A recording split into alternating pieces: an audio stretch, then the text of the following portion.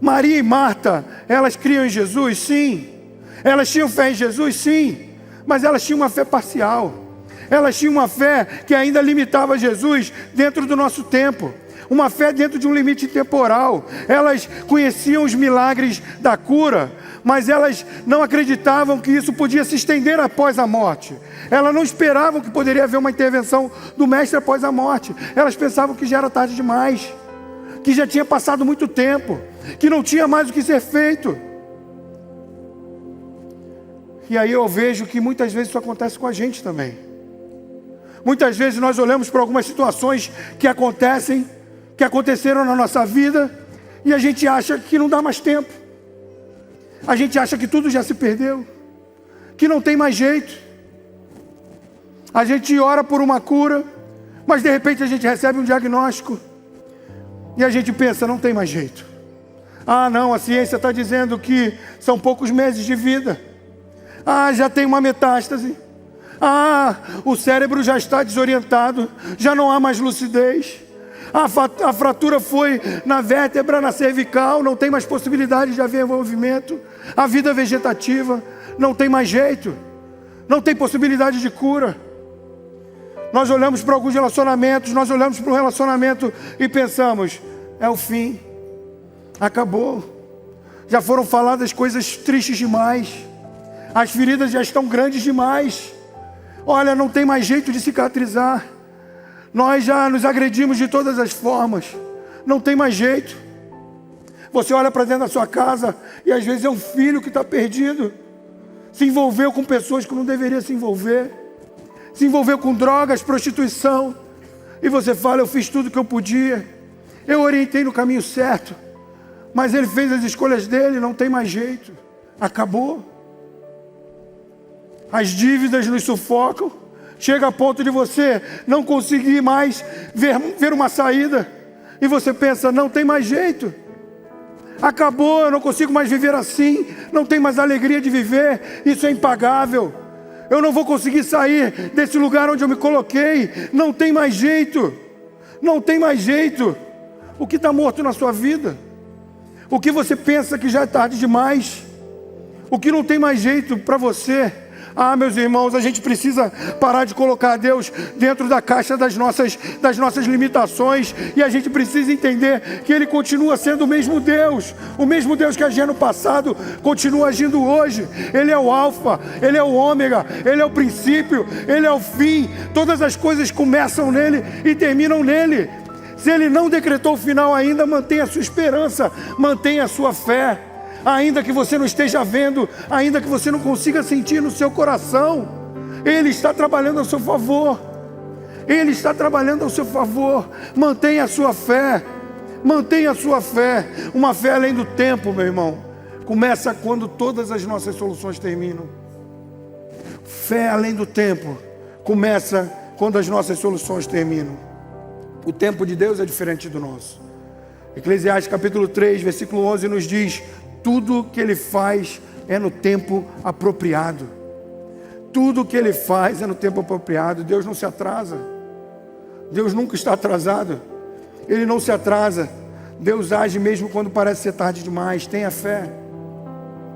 Mas uma segunda lição que eu tiro desse texto. Segunda lição é que a gente precisa aprender que a nossa fé precisa nos levar a reconhecer quem Jesus é. Uma fé continua agindo, Deus continua agindo quando parece ser tarde demais. Mas a nossa fé precisa nos levar a reconhecer quem Jesus é. Olha com o que está lá no versículo 25. Jesus declarou: eu sou a ressurreição e a vida. Quem crê em mim, mesmo que morra, viverá. E todo aquele que vive e crê em mim, jamais morrerá. Crês nisso? Então Marta respondeu: sim, Senhor. Eu creio que Tu és o Cristo, o Filho do Deus vivo. Nesse texto, Jesus revela algo maior. Nesse texto, Jesus muda um pouco de nível. Jesus, nesse texto, Ele não está dizendo que Ele faz milagres. Jesus está dizendo que Ele é o milagre.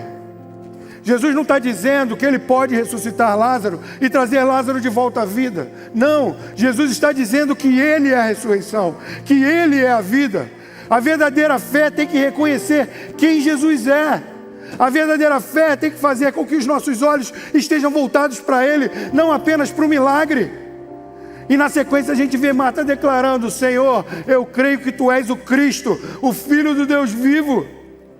Esse é o centro da fé, a gente saber reconhecer que independente das circunstâncias, independente do momento, independente daquilo que nos cerca, independente do que as pessoas falam, Ele continua sendo Cristo, o Filho do Deus vivo, aquele que pode fazer todas as coisas. Aquele que pode fazer todas as coisas. Só que, meus irmãos, sempre tem um porém. O que acontece é que muitas vezes a gente se relaciona com Deus como um pedinte, como aquela pessoa que está sempre com as mãos abertas, esperando de Deus alguma esmola, esperando dele somente aquilo que Ele pode fazer pela gente, e a gente se relaciona com Ele só pelo que Ele pode nos dar. A gente abre os nossos olhos pela manhã e a gente começa a pedir. A gente começa a pedir pelo nosso dia, a gente começa a pedir pelo nosso trabalho. E a gente vai no carro, vai dirigindo, ou vai de carona, ou vai no ônibus na condução e começa a pedir. E vai pedindo e vai lembrando de todas as nossas necessidades. E quando a gente vai falando com Deus, a gente vai pedindo. A gente chega no trabalho, aí no trabalho, às vezes a gente tem uma situação que é um pouco desconfortável, que não está legal, você não está feliz ali. E o que você faz? Você pede para Deus um novo emprego. Pede para Deus te mudar de lugar. Você está na sua empresa, aí você começa a analisar as contas, você vê que não está fechando, aí você começa a fazer o quê? Pedir para Deus mais clientes. Deus manda mais clientes e pede. Você pede pela cura dos seus pais, você pede pelo relacionamento, você pede para que seus filhos sejam homens e mulheres de Deus, você pede para que você tenha um ministério próspero e seja reconhecido na sua igreja. Pede, pede, pede. Mas pastor, então você está dizendo que eu não devo pedir? Não, lógico, você deve pedir. Jesus mesmo nos orientou a isso. Jesus mesmo falou que a gente deveria pedir. Ele falou: olha, se você pedir, lhe será dado. Se você bater, vai se abrir a porta para você. Se você buscar, você vai encontrar, porque todo aquele que pede, recebe. O que busca, encontra. Ele falou assim: olha, se você pedir em meu nome, você vai receber, para que a alegria de vocês seja completa. Então você deve pedir, nós devemos pedir, mas será que é só isso? É só isso? É só isso que a gente faz?